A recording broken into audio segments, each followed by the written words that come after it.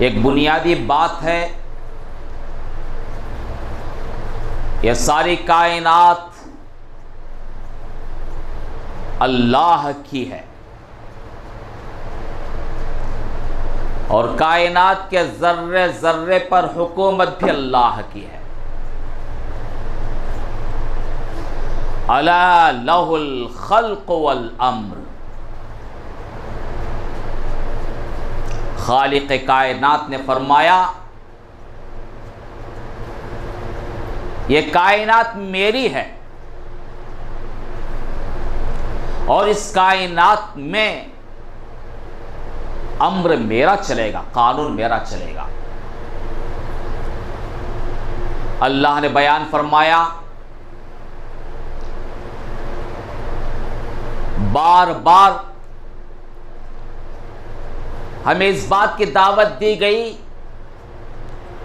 कि देखो कायनात को, सूरज को देखो, चांद को देखो, सितारों को देखो, हवाओं पर गौर व फिक्र करो, बरसने वाला बारिश को देखो, इस जमीन को देखो। कहा इस कायनात में, जमीन आसमानों में रात दिन के आने में बेशुमार निशानियां हैं। किसके लिए? उलुल अलबाब के लिए। लाआयातिल लिउलिल अलबाब, अक्लमंदों के लिए, सोचने वालों के लिए, समझने वालों के लिए। यह कायनात इस बात की गवाही दे रही है कि खालिक भी एक है और मालिक भी एक है और हाकिम भी एक है, मुदब्बिर भी एक है। तो यह बुनियादी बात है। इसीलिए कायनात में कहीं भी आपको संघर्षण नजर नहीं आता। संघर्षण कभी कहीं भी कायनात में आपको नजर नहीं आता। सारा संघर्षण इंसानों के दरमियान है, इंसानों के बीच है। अल्लाह ने फरमाया, ज़हरल फसाद फिल बर्रि वल बहरि बिमा कसबत ऐदिन नास। हर जगह जो कत्ल और गारतगिरी हो रही है, लूट मार जो हो रहा है, जुल्म सितम का जो बाजार गर्म है और इंसानों की जान माल इज्जत आबरू जो खतरे में है, ये सारी बातें क्यों? इसलिए कि तुम्हारे करतूतों की नहुसत है। बिमा कसबत ऐदिन नास, अल्लाह ने फरमाया तुम्हारे करतूतों की नहुसत है। मोहतरम हजरात, जिस मुल्क में हम रहते हैं, इस मुल्क का नाम हिंदुस्तान है, भारत है, इंडिया है। आज से 1400 साल पहले इस मुल्क में बड़ा बिगाड़ था, फसाद था, जुल्म था और इस्तेहसाल था इस मुल्क में। कुछ मिसालें, इस मुल्क में अगर शौहर का इंतकाल हो गया तो बीवी को शौहर के चिता के साथ जला दिया जाता था। सती सहगमन था इस मुल्क में। कुछ हवस परस्तों ने, जिसको हम कामांधुल कहते हैं, लोगों को यह सबक सिखा दिया था कि तुम्हारी जिंदगी में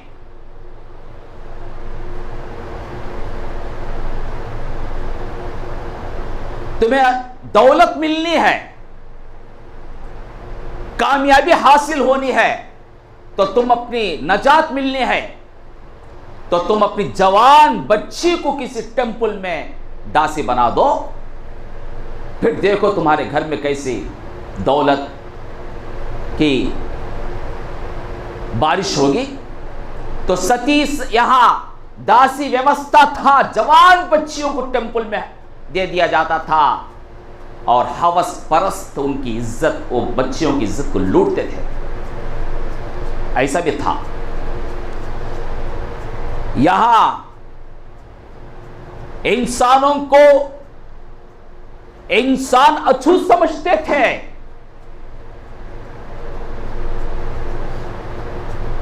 जानवरों से बदतर समझते थे, जिसको हम अंटरानी तनम कहते हैं। और बेहयाई की हद थी कि जिना आम, बदकारी आम, नाच गाना आम।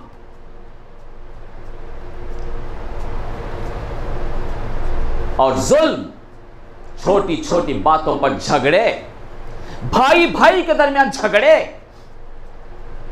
भाई भाई के बच्चों के दरमियान झगड़े।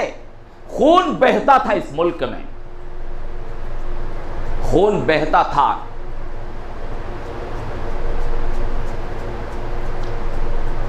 और मर्द इस कदर बेगैरत थे, जुआ की लत लग गई थी।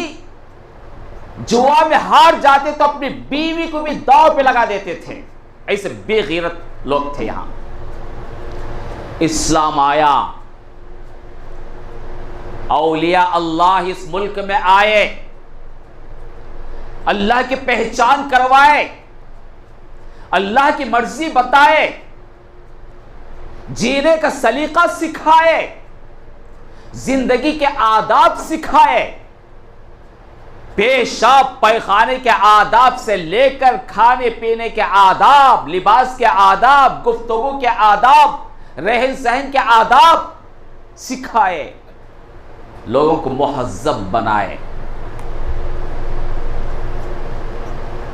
और फिर अल्लाह ने ऐसा माहौल पैदा फरमाया, लोगों के दिल मुसलमानों के ताल्लुक से मुतमईन हो गए। और उस वक्त के लोगों ने हुकूमत भी मुसलमानों के हवाले कर दी।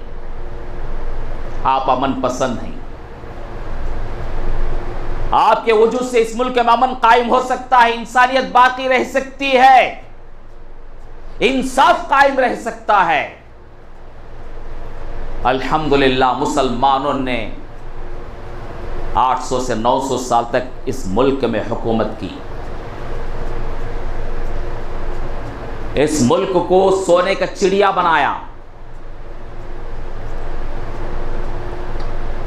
इस मुल्क में मुसलमानों की हुकूमत में मजहबी आजादी थी।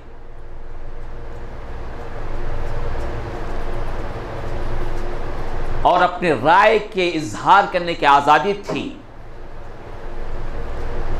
हर एक को इल्म हासिल करने की आजादी थी, कमाने की आजादी थी, जायदाद बनाने की आजादी थी।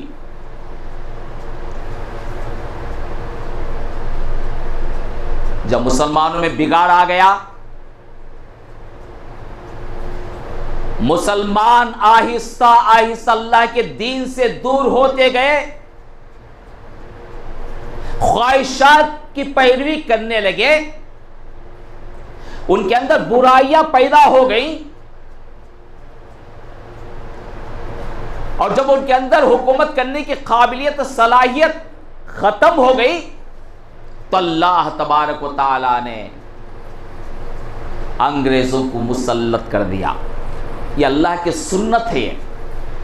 अल्लाह की सुन्नत, जैसे हम स्कूल में किसी को सस्पेंड कर देते हैं, टीचर को, अगर ड्यूटी बराबर नहीं निभाया, दुकान में काम को आने वाला बराबर काम को नहीं आया तो सस्पेंड कर देते हैं।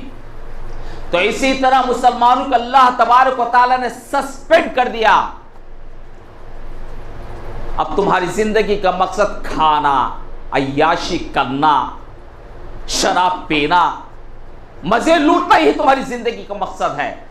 अब तुम्हें इस मुल्क में जरूरत नहीं है, तो अंग्रेजों को अल्लाह ने मुसल्लत कर दिया, अंग्रेज आ गए। हुआ क्या? सबको उन्होंने गुलाम बना दिया, हुकूक को छीनना शुरू किया, कानून के जोर पर लोगों को दबाने की कोशिश की। फिर अल्लाह तबारक व तआला ने कुछ ऐसे लोगों को पैदा फरमाया जिनके अंदर ईमानी गीरत थी, कौमी हमीयत थी,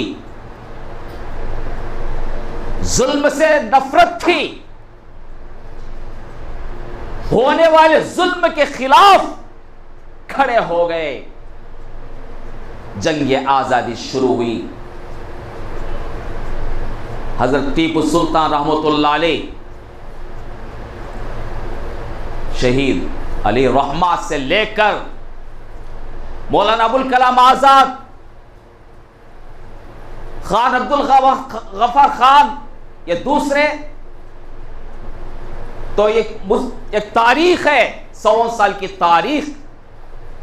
वो भी हमारे जैसे इंसान थे, उनकी भी जरूरतें थी, उनके भी बीवी बच्चे थे, वो भी मुस्तकबिल के ताल्लुक से सोचते थे, मगर मुल्क अजीज के लिए, मुल्क के बाशिंदों के लिए उन्होंने आराम को कुर्बान कर दिया, दौलत को लुटा दी, अपनी जान को भी कुर्बान कर दिया। तब चलकर यह मुल्क आजाद हुआ, अंग्रेजों से नजात मिली, फिर यह मुल्क एक सेक्युलर मुल्क करार पाया। सेक्युलर मुल्क जिसमें मजहब की बालादस्ती नहीं, किसी मजहब की बालादस्ती नहीं, यह सेक्युलर मुल्क करार पाया। फिर इसका एक दस्तूर वजूद में आया, एक दस्तूर के हिसाब से इस मुल्क के तमाम बाशिंदे बराबर हैं। एक ऑटो रिक्शा चलाने वाला भी पौरुड़ू है, एमआरओ भी पौरुड़ू, एमएलए पौरुड़ू, एमपी पौरुड़ू, सीएम पौरुड़ू, पीएम पौरुड़ू, सब पौरुड़ू। समानत्वम, इसे बोलते समानत्वम। सब बाशिंदे हैं, सिटीजन हैं इस मुल्क के। नंबर 2, सबको अपनी राय का इजहार करने की आजादी, वाक स्वातंत्रम,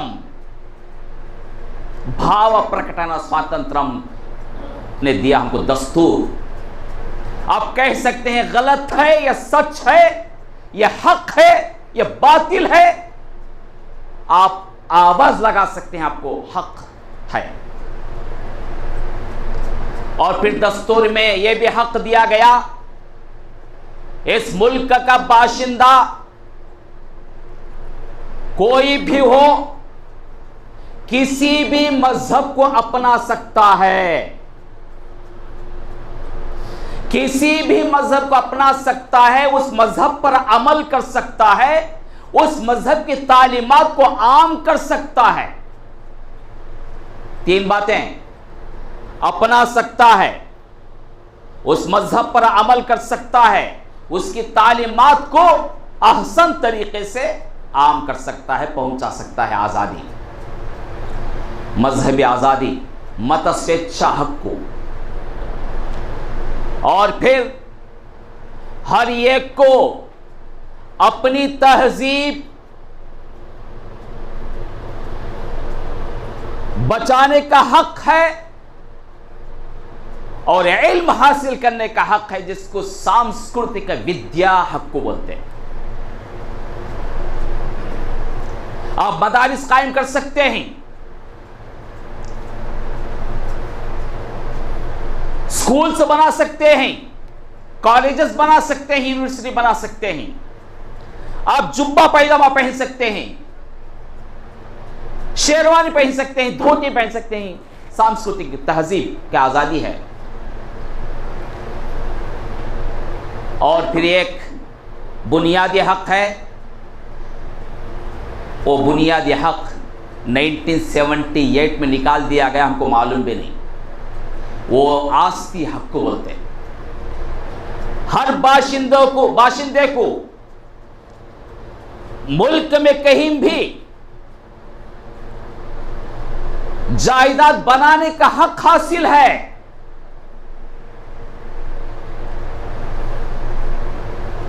यह हुकूक हमें दस्तूर ने दिया। मोहतरम हजरात, ये मुल्क, यहां मुख्तलिफ मज़ाहिब के मानने वाले हैं, मुसलमान हैं, क्रिश्चियन हैं, हिंदू भाई हैं, सिख भाई हैं, जैन मत के मानने वाले हैं, फारसी हैं, मुख्तलिफ मज़ाहिब के मानने वाले हैं, मुख्तलिफ ज़बानें हैं, मुख्तलिफ तहजीबें हैं, मुख्तलिफ आदतें हैं, मुख्तलिफ लिबास है, और सबको इस दस्तूर ने आज़ादी दी। तुम अपने मजहब की तालीमात की रोशनी में जिंदगी गुजार सकते हो। उसी में से मुसलमानों का भी एक लॉ है, मुस्लिम पर्सनल लॉ। मुस्लिम पर्सनल लॉ, मुस्लिम पर्सनल लॉ में निकाह आता है। सबसे पहले निकाह, आदमी कमाता है, घर बनाता है, नौकरी करता है, अब उसकी एक बुनियादी जरूरत है। अल्लाह ने हर इंसान के अंदर जिनसी जज्बा भी रखा है, जिनसी ख्वाहिश, लैंगिक का कौरखिल रखा है। उसकी परिपूर्ति के लिए अल्लाह ने निकाह का कानून बनाया। निकाह और उसको उसूल ज़वाबित हैं।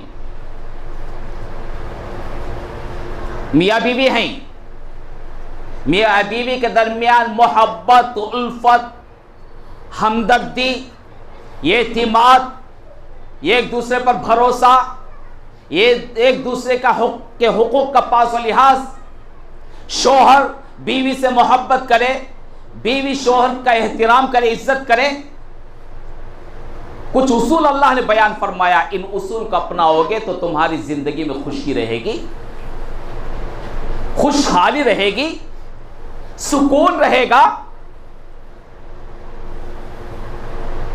जब तक शोहर बीवी से मोहब्बत करता रहेगा, बीवी शोहर का एहतराम और इज्जत करती रहेगी, ये गाड़ी चलती रहेगी। अल्लाह ने फरमाया मवद्दत व रहमा, दो चीजें रखा मियाँ बीवी के दरमियान। अगर बीवी बदचलन हो गई, बदकिरदार हो गई, पराई मर्दों से नाजायज ताल्लुकात रखती है, नाशुक्री है, हमारी ज़बान भून को खा लेती है शोहर को, उसका जीना हराम कर देती है, इसका सुकून चले गया, इज्जत पामाल हो गई, तो अल्लाह ने तलाक रखा। शोहर जालिम, शराबी, गैर जिम्मेदार, साइको, बीवी का हक अदा नहीं करता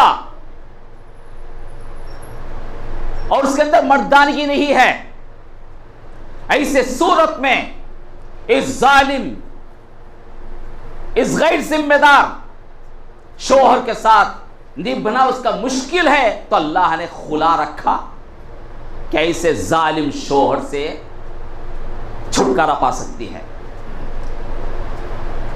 खुशी से बाद में किसी से निकाह, किसी के निकाह में जाकर किसी की बीवी के हिस्से जिंदगी गुजार सकती है। और इसी तरह ताअद्दुदी इज़्दिवाज, एक आदमी के अंदर ज्यादा ख्वाहिशात हैं, जिनसी ख्वाहिशात, वो अपनी बीवी से मुतमईन नहीं होता, तो उसको अल्लाह तबारक व तआला ने दूसरे निकाह की इजाजत दी। बजाय इसके के तांडे में जाए, ये किसी औरत से ताल्लुकात रखे, क्या बोलते हैं, नाजायज ताल्लुकात, जिना करता है, रख लिया कहते बोलते हैं। अब रख लिया, अगर मर्द किसी औरत के साथ नाजायज ताल्लुकात रखता है तो एक धब्बा है, पहली बात। फिर उसकी वो माशी तौर पर तबाह बर्बाद हो जाएगा। कितने खानदान उजड़ गए नाजायज ताल्लुकात से। अल्लाह तबारक व तआला खानदानों की हिफाजत करने के लिए ताअद्दुद इज़्दिवाज रखा।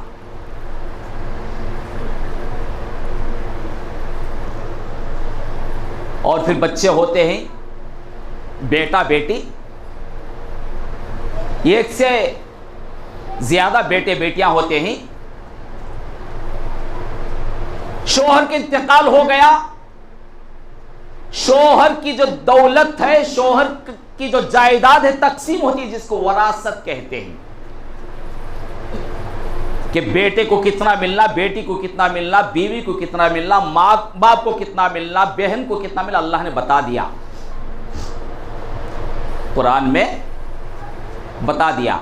एक बुनियादी उसूल है, लिज़्ज़करि मिस्लु हज़्ज़िल उन्सयैन, लड़के को 2 हिस्से, लड़की को 1 हिस्सा। अब वाह, काम इंसाफ यही है। इसलिए कि खानदान पर, खानदान की जरूरतों को पूरा करने की जिम्मेदारी औरत पर नहीं है, मर्द पर है। मिसाल के तौर पर अहमद के इंतकाल हो गया, उसकी एक बेटी थी आयशा, बेटा था मोहम्मद। उसकी जायदाद मोहम्मद को 2 हिस्से, बेटी को 1 हिस्सा मिला। यह नाइंसाफी नहीं है, इंसाफ है। इसलिए कि बेटे को शादी करने पर मेहर देना पड़ता, ये शादी करते मेहर आता है, और जब तक बहन की शादी नहीं होती ये घर संभालना है, खर्च करना पड़ता, तो आहिस्ता माइनस होती जाएगी इसकी कमाई से माइनस, इसको तो प्लस है। बाप से जो वर्षा मिला कायम है, फिर शोहर की तरफ से मिलता, तो ये वरासत है। और इसी तरह औलाद नहीं हुई तो किसी को अडॉप्ट कर लेते हैं, दत्तता लेते हैं। दत्तता जिसको लेते हैं, इसके आदमी जिसने किसी बच्चे को दत्तता लिया, मर जाने के बाद पूरी जायदाद उसी को कैसे भाई? इसके भाई हैं, बहनें हैं, माँ बाप हैं, खाला फूफी हैं, रिश्तेदार हैं, रिश्तेदारों का हुकूक मारे जाते हैं। सब कुछ उस बच्चे को मिल जाए जो जिसको बेटा मुतबन्ना बना लिया गया है।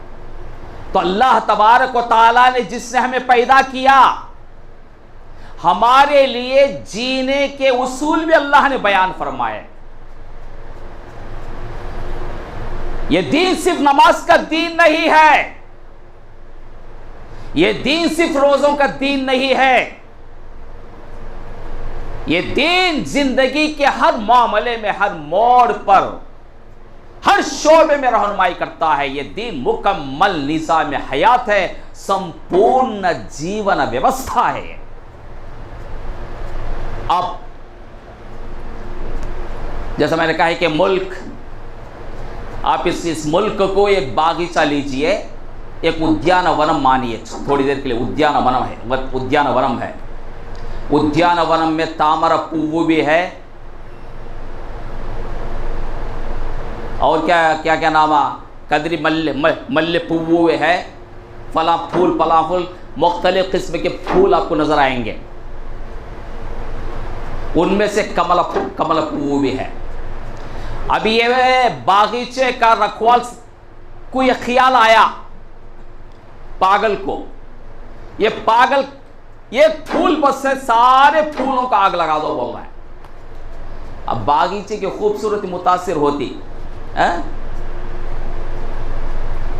तामरा, कलवा, मल्ले, क्या कितने फूल आए हैं। इस मुल्क की खूबसूरती यही है इस मुल्क की खूबसूरती, अल्लामा इकबाल रहमतुल्लाह ने कहा, सारे जहां से अच्छा हिंदुस्तान हमारा। ये मुल्क हम सुबह से कैसे ताल्लुकात है, पहले ये मवैया, ये मल्लुड़ा, ये तंबुड़ो, कैसे ताल्लुकात थे।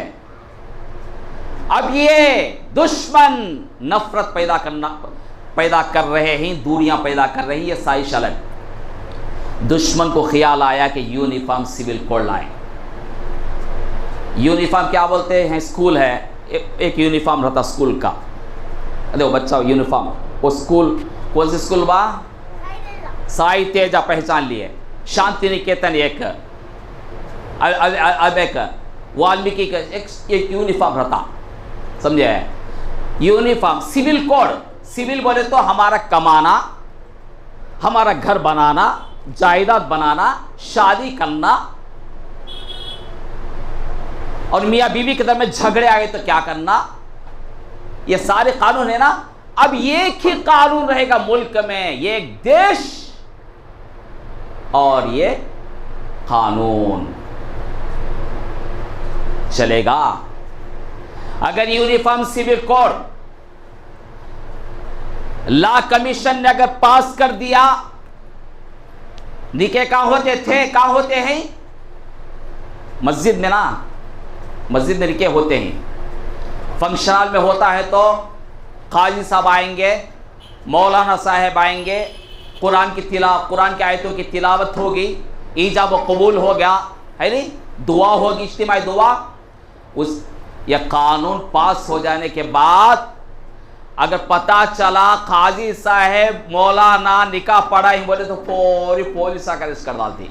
कई को कानून को तोड़ा, ओके चट्ट मुन्नपुड़ चट्टा नीवे धिक्करिंचकूडदु। क्या कोई बाप जिसके अंदर गीरत है अपनी बेटी को दुल्हन बनाकर रजिस्टर ऑफिस को ले जाकर रजिस्टर ऑफिस में ऑफिसर के सामने ईजाब कबूल, क्या दंडालु मार्चुकोंडिगता होगा। दंडालु रखता है कि तिलकम रखता है कि किसी तिलकम पेटंडी इन्हें रखा इन्हें रखा आई पर मेरी दुर्भार्य बर्तलू, क्या कानून को पसंद करेंगे। बीवी बच्चलन है, बदकिरदार है, बेहया है, मर्द जालिम है, गैर जिम्मेदार है, शराबी है, ऐसा जिंदगी गुजार लो, बोलना अच्छा है नहीं, ऐसी बदकिरदार बदचलन और से छुटकारा पाना चाहता आदमी। जब कानून आएगा तो कोई तलाक नहीं दे सकता, कोई खुला नहीं ले सकती, कोई जायदाद नहीं बना सकता, कोई जायदाद अल्लाह की मर्जी के मुताबिक तकसीम नहीं कर सकता। तो यह है एक्सान सिविल कोड। 14 तारीख तक का मौका दिया गया, अपनी राय दो। हमसे भी राय पूछी गई, क्या तुम अपनी बच्चियों की निकाह रजिस्टर ऑफिस में कराना चाहते हो या मस्जिद में कराना चाहते हो, सवाल किया गया। हम सो रहे हैं। क्या बेहया, बेगीरत, बदचलन, बदकिरदार औरत के साथ ही यूं ही जिंदगी गुजारना चाहते हो, तलाक देकर तुम इज्जत की जिंदगी गुजारना चाहते हो? सवाल, ऐसे बहुत सारे सवाल किए गए। हमारी हालत क्या है, सुबह में नाश्ता मजा, कहां अच्छा नाश्ता मिलता, चिकन पकौड़ा कहां अच्छा मिलता, खाने की चीजें कहां मजा में है। अब तक भी एक उम्मत, ये उम्मत खाने पीने के पीछे पड़कर दौलत को जमा करने के पर। देखिए कानून आ गया तो आज हर एक को आजादी समझते हैं हम। पहली बात यह कि ये सिर्फ मुसलमानों को नुकसान नहीं है, बल्कि इस मुल्क के एक बहुत बड़ा तबका जिसको हम SC, ST, BC, OBC कहते हैं, आदिवासी कहते हैं, गिरिजन कहते हैं, इन पर भी जबरदस्त चोट पड़ने वाली है। मगर ये नादान भी हमारी तरह हमें क्या बोलते हैं, अल्लाह बहुत बड़ा है, क्या भी होता मौलाना। चुपके सुबह भी एक मौलाना से बात हुई रही थी, उन्होंने बोला क्या भी होता, चला गया चाय पीने। कहीं को होता नहीं, कई को होता नहीं। अनंतपुर जाते हैं, ड्राइवर पी लिया है, पीले को चलाता है, वहां ठोंग डालता था, कहां कुटाबुल करे, अल्लाह बचा लिया। वो ब्रिज के पास चल जाता, रे बोल को रोक लिया। क्या करते आप? अल्लाह सुबहान अल्लाह अल्हम्दुलिल्लाह अल्लाह अकबर बोलता। अनंतपुर आता नहीं, मोमिन उनका खबरस्तान आता। बस को रोकना पड़ेगा, उस शराबी ड्राइवर को उतारना पड़ेगा, तभी आप सलामती के साथ अनंतपुर जा सकते हैं। शराबी ड्राइवर और उसकी गाड़ी में बैठकर सलामती के साथ अनंतपुर पहुंच सकते। जैसे हमें अपनी जान अजीज और प्यारी है, हमारे इन बच्चों को एक अच्छा फ्यूचर देकर जाना। वरना 1400 साल पे, आप लोग आने से पहले बताया था, 1400 साल पहले है यहां इंसान गुलाम, जानवरों से बदतर था इंसान। इस्लाम आया, अल्लाह के बंदे आकर हमें इंसान बनाए। वरना इस मुल्क में की हालत बड़ी खराब थी 1400 साल पहले। ये मनुवाद चाहते हैं कि फिर से गुलाम बनाना चाहते हैं कानून के जद में। तो मोहतरम हजरात, जागो, जगाओ, अपनी जिम्मेदारी को महसूस करो, कराओ। अब अयोध्या में पाबंदी लग गई, चिकन भी मिलता नहीं, मछली मिलती नहीं, मटन मिलता नहीं, क्या भी मिलता नहीं। क्या ये पाबंदी कदरी में नहीं लग सकती? उनका टारगेट क्या है? कोई भी खुशहाल नहीं रहना। उन्हें मुर्गियां का फार्म रखा, उन्हें बकरों का फार्म रखा, उन्हें बच्चों का फार्म रखा। क्या मारे तो कंगाल हो गए, खत्म। चमड़े को मारे, देखो ऐसा मारे तो कंगाल, ऑटोमेटिक से गुलाम बन गए। ये चाल है, समझो। फिर कदरी में चिकन भी मिलता नहीं, मटन भी मिलता नहीं। तो मोहतरम आजाद, जागो, जगाओ। इंशाअल्लाह कल हफ्ता और इतवार 2 दिन वली साहब रोड में कैंप लगने वाला है फॉर्म फिलअप करने का। आप बोलिए, जबान खोल कर बोलिए, मैसेज देकर बोलिए, ये कानून यकसान civil code, uniform civil code मुल्क के लिए, मुल्क के बाशिंदों के लिए फायदामंद नहीं बल्कि नुकसानदेह है। ये फसाद बर्पा करने वाला कानून है। बोलने का मौका हमको मिला है, अब भी नहीं बोलेंगे तो फिर अल्लाह हिफाजत फरमाए। अल्लाह ताला हम सबको कहने और सुनने से ज़्यादा, इसलिए कि कहने की आदत पड़ गई है, कहते कहते थक जा रहे हैं। आप लोगों को सुनने की आदत है, सुनते सुनते अब क्या सुने, मटन बिरयानी, चिकन बिरयानी खा लेने के बाद याद नहीं रहता। इसलिए दुआ करना, अल्लाह हमारे दिलों को बदल दे, मौला हमें हालात से आगाह होने और ख़तरात को समझने और अपनी हिफाजत की तदबीरें करने की तौफीक अता फरमा। अल्लाह हमारी मदद फरमा, अल्लाह इस मुल्क की हिफाजत फरमा। अल्लाह इस मुल्क में जो जालिम तसल्लुत है, अल्लाह जालिमों की हुक्मरानी को ख़त्म फरमा। अच्छे लोगों को, तुझसे डरने वालों को, इंसानियत और इंसानों से हमदर्दी रखने वालों को अल्लाह यकीनन ऐसे बंदे माशरे में, समाज में, देश में हैं। मौला इनके हाथों अल्लाह इन हुकूमत अता फरमा, मुल्क में अमन कायम फरमा। मौला करीम इस मुल्क में अमन कायम फरमा, सबकी जान माल इज़्ज़त आबरू की हिफाजत फरमा। आमीन। व आखिर दावाना अनिल हम्दुलिल्लाहि रब्बिल आलमीन।